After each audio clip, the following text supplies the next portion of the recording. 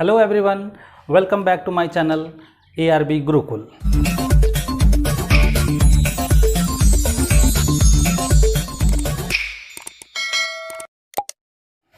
आज हम इस वीडियो में क्वेश्चन नंबर 4 और 5 का सॉल्यूशन को देखेंगे, जो कि chapter number 1 exercise 1.2 class 10th mathematics से लिया गया है। ठीक है, चलिए तो हम लोग आज के सॉल्यूशन को देखते हैं। ठीक है, पहला नंबर क्वेश्चन है HCF जो है दो संख्याओं का, जो कि 306 और 657 है, उसका 9 दिया गया है। LCM हमें इन दोनों संख्याओं का निकालना है। चलिए ठीक है, तो दिया हमें क्या क्या गया है, दिया गया है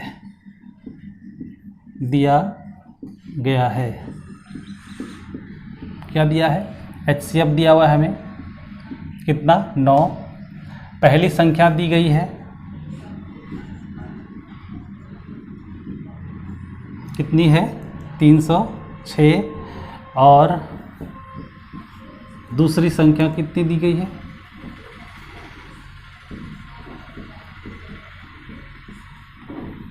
657। ठीक है, ये हमें दिया गया है। हमें निकालना क्या है, LCM हमें निकालना है। ठीक है, LCM इक्वल टू व्हाट। ठीक है, तो हम जानते हैं, एक फॉर्मूला जानते हैं, क्योंकि हम जानते हैं, हमें पता है कि दो संख्याओं का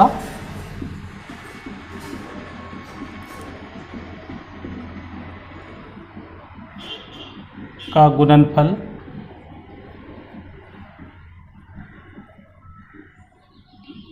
जो होता है वो क्या होता है, LCM इंटू HCF होता है। ठीक है, ये हमें पता है।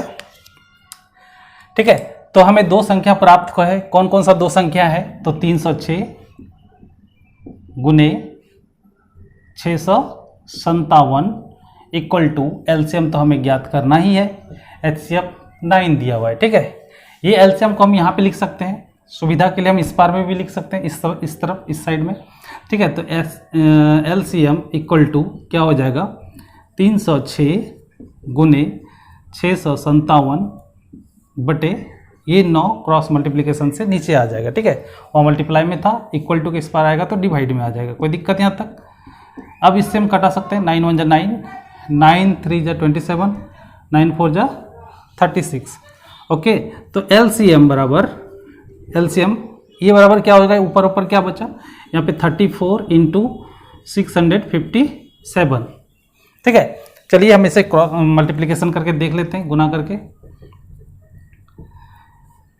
28 7 चौका 28 का 2, 5 चौके 20, 2 22, हंसला 2, 6 चौके 24, 2 26, 7 21, हंसला 2, 5 15, 2 17, हंसला 1, 6 18, 18 1 19। ठीक है, यहाँ 8 3 2 और 1 3, 6 7 6 13, हंसला 1, 9 2 11, 11 1 12, मतलब यहाँ पे कितना आ जाएगा, LCM मेरा कितना आया, 22 33 8।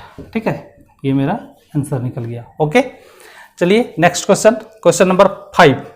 जांच कीजिए कि क्या किसी प्राकृत संख्या n के लिए संख्या 6 पर पावर n अंक 0 पर समाप्त होगी।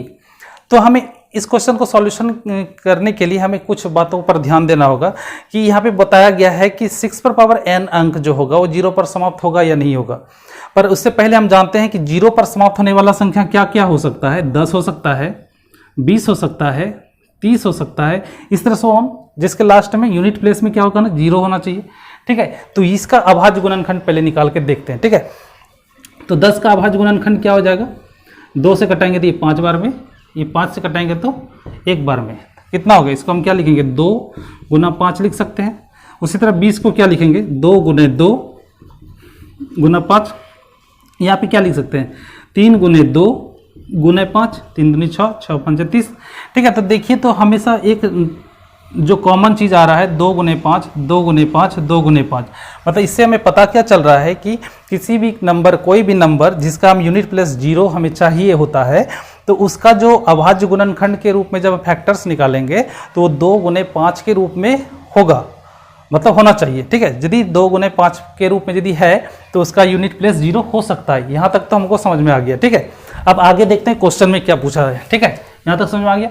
अब दिया क्या है, 6 पर पावर n जो बोलता है 0 पर समाप्त होगा कि नहीं, तो हम देख लेते हैं 6 का गुणनखंड, अभाज्य गुणनखंड क्या हो गया, तो निकाल लेते हैं 6 का क्या हो जाएगा, तो 6 का क्या हो जाएगा, तो 3 से 2 बार में और 2 से 1 बार में, मतलब इसको 3 गुने 2 लिख सकते हैं या 2 गुने 3 भी लिख सकते हैं, कोई दिक्कत, पर पावर n। अब n बराबर 1 है, n बराबर यदि 1 रखते हैं, n बराबर 1 2 3 कोई भी प्राकृतिक संख्या, तो यदि 6 है तो 6 पर पावर 1 यानी कि 6, तो 2 गुना 3 हो गया। यदि 6 पर पावर 2 यानी कि 36, तो 2 गुना 3 फिर 2 गुना 3 आ सकता है ना। तो मतलब ये क्या है कि 2 जो है 2 गुने 3 पर पावर 2, 2 गुना 3 पर पावर 1, इस तरह से रूप में आ रहा है। तो 2 गुने 3 आ रहा है, बट 2 गुने 5 के फॉर्म में नहीं आ रहा है। तो ये जो 6 पर पावर n जो अंक है वो कभी 0 पर समाप्त नहीं होगी। तो ये तो हमें समझ में तो आ गई, अब लिखना क्या है, ठीक है। तो आइए हम लोग देखते हैं क्या लिखना है इसका सॉल्यूशन में, ठीक है।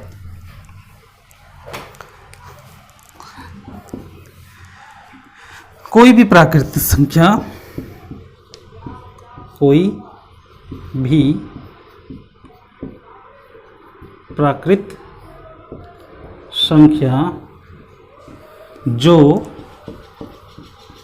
शून्य पर समाप्त, यहाँ हल ले लेते हैं, ठीक है, ठीक है, होगी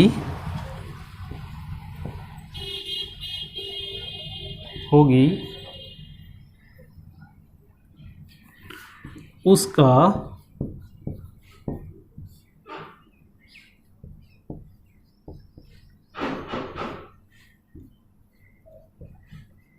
अभाज्य गुणनखंड 2 गुने 5 पर पावर n के रूप में होगा या होना होगा, ठीक है, होगा तभी होगा, ठीक है, होना होगा। यहाँ 6 पर पावर n जिसका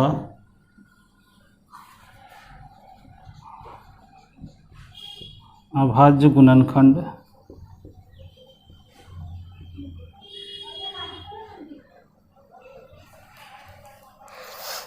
2 गुने 3 पर पावर n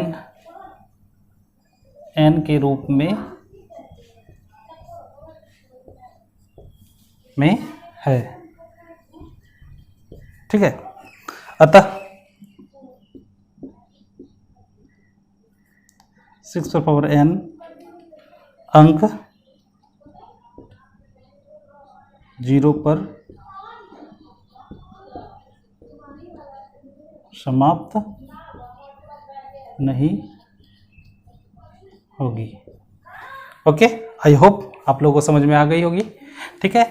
इसका स्क्रीनशॉट ले लीजिए। इसका आंसर जो है ना हमें इस तरह से स्टेटमेंट के रूप में देना होगा, ठीक है। Thank you for watching. For more videos please subscribe my channel and share it. Okay, thank you.